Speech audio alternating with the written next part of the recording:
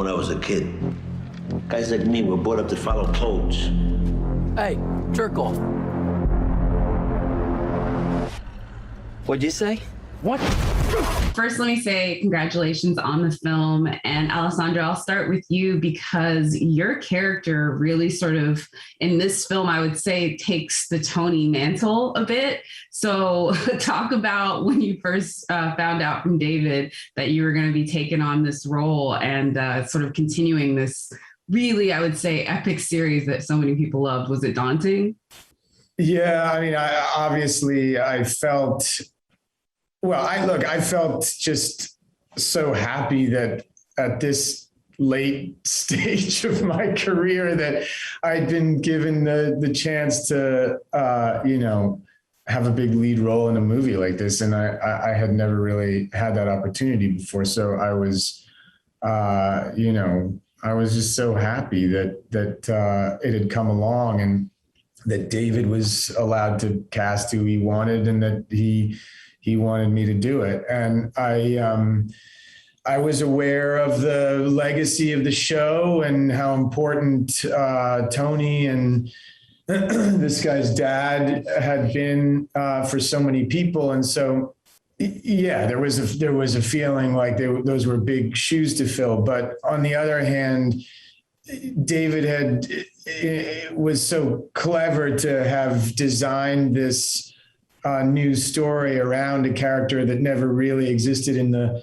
show, except in a kind of mythological way, that it really gave me a sense of freedom that I could invent a character from scratch and that it was such a different kind of character, such a different kind of focal point to the story than Tony Soprano had been in the series. So, it was both things at once, the feeling of excitement and the pressure, and also, just a feeling that I had a kind of blank sheet of paper that I could write on and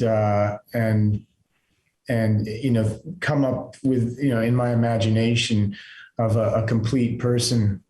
That's awesome.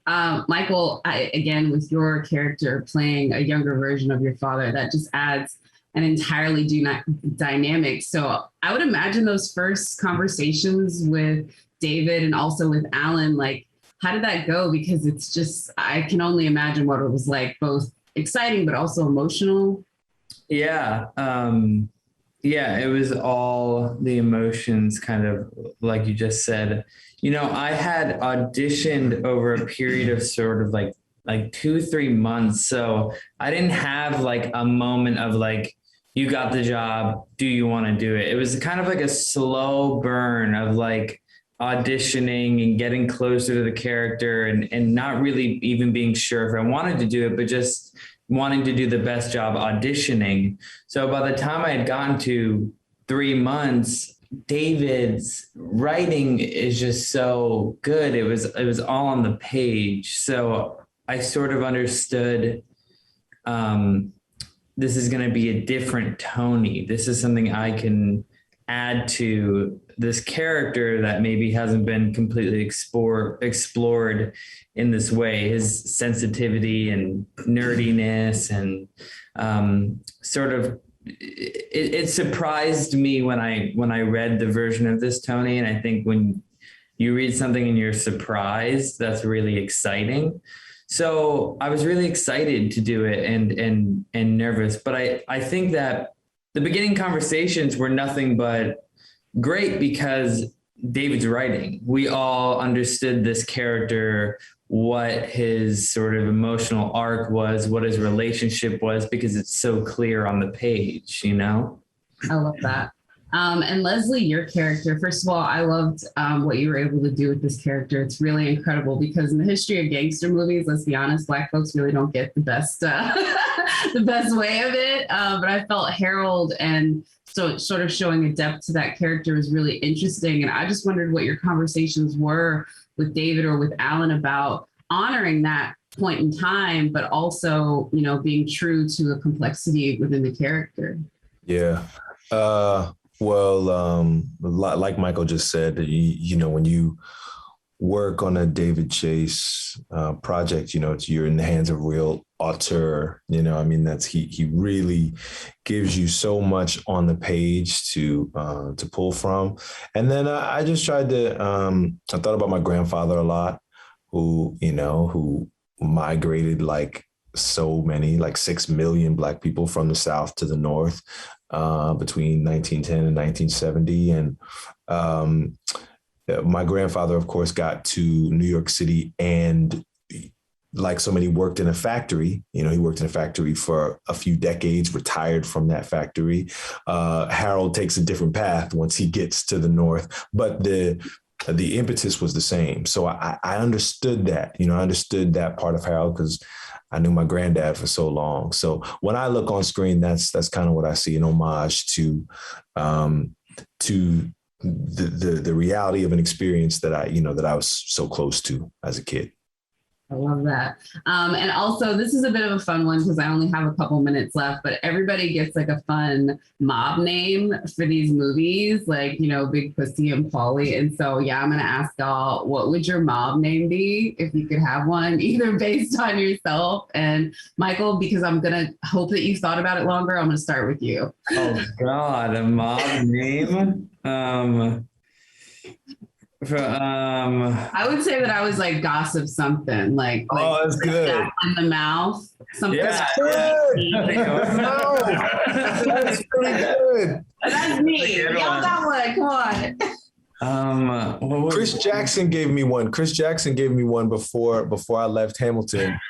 He used to call me Silky. I like it. All right, Alessandro, Michael, y'all got anything? Come on, you laid down the I guess I'd be Scaredy Cat. Okay. Hey, listen, like the Fright or whatever, Alessandro the Frightened. Right. I know, but I feel like, that's a good one too, because like the opposite would be true. Scaredy Cat, but he's like the most dangerous of the crew. Yeah. All right, we're gonna call you Michael on the quiet, like I know, the quiet. Michael. All right. I have a friend who everyone calls him Hollywood Smooth, which I think is so funny. Yeah. Samson. They call Samson Hollywood Smooth, so I'll steal his. What do you want, Richard? I'll be honest with you. I want money. I want to do a good deed. Liotta, I'll start with you. You've been in one of the most iconic, if not the most iconic mob movies ever. So I just have to ask. Again, I missed it. Oh, I was saying you've been in one of, if not. I got it. Just joking. Okay. Mob movies ever. So what did Alan and David have to tell you to be like, okay, one more? Because that's like you reached Everest. You don't need to go back. Well, it's not a matter of needing to go back, or it's fun to play pretend. And it's really fun to play pretend that with people who are very passionate about doing it. And David Chase is as intense as it gets about wanting to put the story that he wants in front of people. That's so great. And then Michela, for you, I'm just curious because you've done, obviously this is your first big English language thing, but does The Sopranos, is that something that made it across over there? Was it as big over there as it was over here? Or did you have to get studied up from the jump when you got cast? The second one. Easy answer. That's easy. Well, so what was it like sort of going through the series? Did you go back and watch a bunch, or how did you sort of study up for it? I watched the whole thing in a month when I got the role, and I felt in love. That's so great. And then when you were first talking with David with your character, because obviously your character is a new person within this story, although they're part of the universe, what was his conversations? Because not only is she intricate to sort of show the aspect of women at this time in this part of that universe, but also the immigrant side of that as well. So what were your conversations with David on that? We talked about a lot of things, starting with the dialect, because I speak Napolitan, but come from Rome, so I've learned the dialect. Then we spoke about, the way I move, the way she moves, the way she could have been different than the others as a real Italian one, as a native. So it's been a challenge. We created her together on set. last question for both of you. What would be your mob nickname? Because we've been asking everyone. Mine is, because I like to gossip a little bit, my name's Jacqueline, Jackie the Mouth. But Jackie the Mouth? Jackie the Mouth, yeah, because I'm a little bit of a gossip with my friends. It's not really a good one. Because you don't get to pick your name. So it's going to be what people think of you. So that's it. What about you, Ray, real quick, and you, Michaela, and then I got to get I don't know. I just hope nice. Ray the Nice? I'm with that. Michaela, what about you? I could be the lady. Let me go talk to him. He only listens to Dickie. Both of you had like such a daunting past because you had the characters that were in the series the whole time and you had to like still honor that, but then bring your own character to it. So Billy, I'll start with you. What was it like sort of bringing this other side of Polly out there? And then like, how much did you rely on the series to sort of tell you how you wanted to do it? Oh, it all relied on the series, to tell you the truth. Those were the foundation building blocks of the character. I had the opportunity, again, awesome opportunity to play Polly Walnuts. It was just hours of sitting and digesting everything that Tony did with the character and just kind of playing in that world in the mental headspace, watching mannerisms through the guy, the cadence of the way he talks, the way he moves, you know. Just hours and hours of doing it to then throw it all out the window, you know? Yeah. That's like the whole point, to not think about it. That's good. And then Corey, with yours too, this is Junior, but I would even say like this is a different side of him. We sort of see why he becomes the crotchety old man that we see at the beginning of the series. And so did you have a little bit more, I would say, latitude to play with that, to sort of see his shifts throughout the course of this film? Yeah. I mean, I think they did such a great job writing this early, part of his life, and to give him a sense of those motivations and those resentments that by the time we see him in the series, those resentments seem to sort of basically, comprise his entire personality. It was very, I think, smartly done to sort of show these two uncle figures in Tony's life, his real uncle who gets no respect, and then this adoptive uncle who's the cool guy. And Corey, you're so good in the movie. You're so talented. You are. I love you. Y'all are great. I will have to say the other thing about this one too, just with the way that your characters are, is the interactions that you have with the other versions. Like, Corey, when you're talking to Michael as Tony, but really I want to talk about you and Vera, because the Olivia Jr. thing was such a big part of the series. And then to see just how they are in this one and how much fun you guys had with that, because it took me a good 2 minutes to be like, is that really Vera underneath all that? Because it was so hard to really picture. Yeah, I remember when we did the first table read and just like hearing that voice coming out of Vera, she just nailed it. It was really, really incredible. Yeah, I mean, those two characters are so tricky. It is such a, I think that's why the series was so compelling and good, was these characters it's such a dysfunctional family. They're literally trying to kill each other. And the level of aggression and passive aggression in every direction is it's so dysfunctional. And yet they're so vibrant and funny and unique, these characters, the way they bounce off each other. Huh? Love and respect is still even there. Yeah. That was the biggest table read I think I've ever been at, actually. Really? It was massive. There was over 50 people there. Was it not? It was an event. It was a real event. It was an event. I remember that now. Yeah.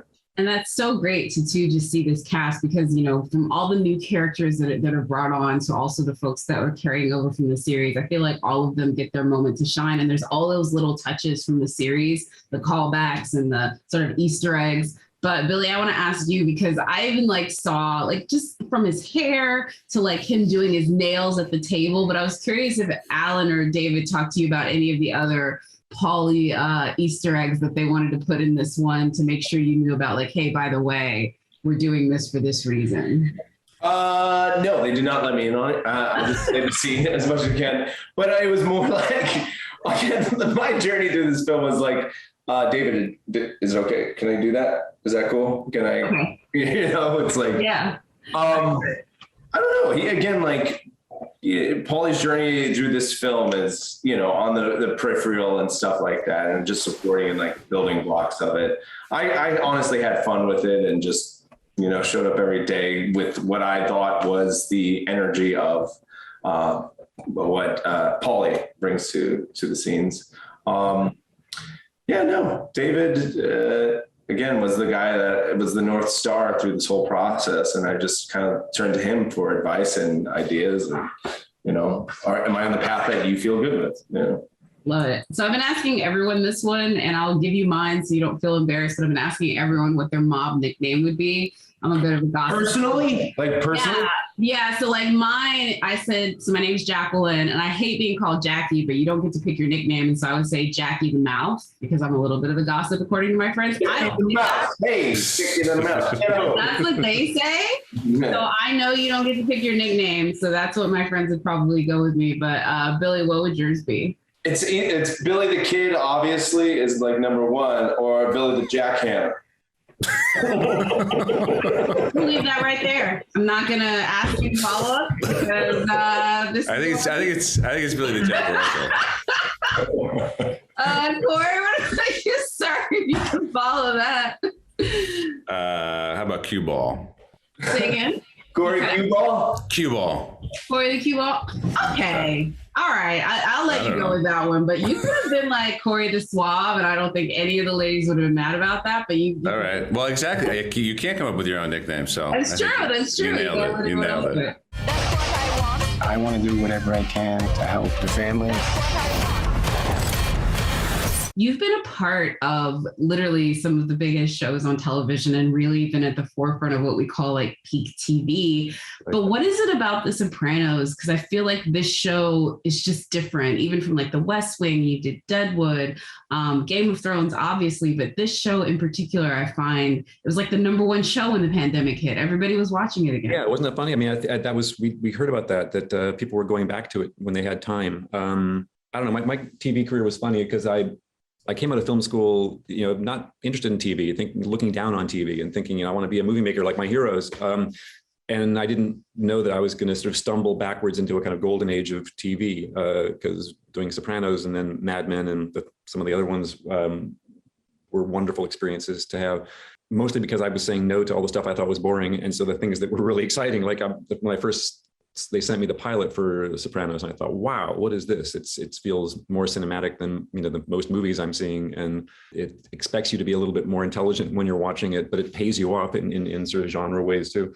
So I was surprised, I think, to see that it hasn't aged for people, that there's a younger generation that's here seeing it for the first time, and I think it comes down to David's voice and finding, you know, using the gangster story to ask all the big questions, and because he's David Chase, not giving you any answers. So that you know, famously the series ended with a kind of cliffhanger for some people. The Russian guy that wandered off into the woods, he never came back. I mean, it's very much a David Chase approach to sort of make you, engage you, make you lean forward, ask the big questions, and then not finish it for you, not wrap it up. And I think that's one reason why there's an ongoing fascination with the show. I love that. Also, I guess you mentioned it, but David approaching you to do this, because first of all, just the idea that they wanted to do a movie is kind of interesting, especially the time frame they wanted to do it on. How did he approach you, and what were those first conversations like? It was all very Succinct, because I hadn't heard he was doing anything until he called and said there was a script and did I want to read it? Yeah, obviously. And when I heard it was a prequel, that made perfect sense, because I can't imagine there ever being a sequel to the show, because David would have to explain what happened in Holstein's diner, and he doesn't want to explain that.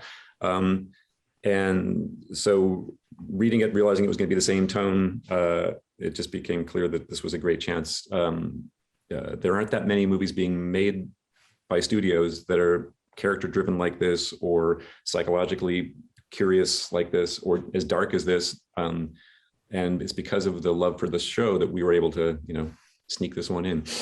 I also have to say too, like I've watched The Sopranos probably about 6 or 7 times all the way through and revisited episodes. I don't know how many times on my favorite, but and even I was having trouble keeping up with all of the little Easter eggs or the big Easter eggs that I don't want to do. So is that like off to the side on like a script note, like, hey, this is a reference to this is a reference to that, or did you just have to trust in that this was part of it? I think I've been on productions where the Easter eggs are very consciously deployed and it's sort of fan service. I think this one was more. I think David wanted to bring a director in who knew the show and had the show in him sort of already. So that's one reason why it made sense to bring me in. So we didn't have to think, oh, this is that time, this is that episode where it's sort of just part of the same world we're in. So these things sort of float up. And there's a couple of almost catchphrases in the movie that I know fans will, love because we'll sort of be waiting for. But besides some of the more glaring ones like that, no, I think it was just being true to the world and a chance to echo those things, naturally, sort of. And then like even the baby gets in on it. Y'all were like deep on this, man. That was a big deal, yeah. Because I finished that baby storyline on the show as a director, so to begin it was pretty powerful. Yeah. Again, I don't want to give too much away, but last thing, and I'll ask you this. Maybe you don't have this one, so I'm going to give you 2 options, but I've been asking everyone what their mob name would be. But as you as the director, as you're behind the scenes, I will also give you your favorite moment from the series, since that's more behind the camera type of thing. So either one, you can answer either mob name or favorite moment. Okay. If I had, I need 24 hours to think about the best mob name. I'll keep changing my mind, and I've never had to. Also, it would have to be pretty. I know one thing it could be. What? Come on, tell me. It's the least mob name in the world, and that's why it would suit me. Jim Gandolfini is one of the few people who ever gave me a nickname. And I don't know why he got me that nickname, but he did, and it's the most ridiculous nickname in the world. And I think it's like calling pussy. It happens, and that's who you are. So Jim Gandolfini used to call me Cupcake. So I guess I'm the Cupcake Taylor. I live. I guess that's my mob name. As far as your nephew goes, I'm listening. Stay out of his life.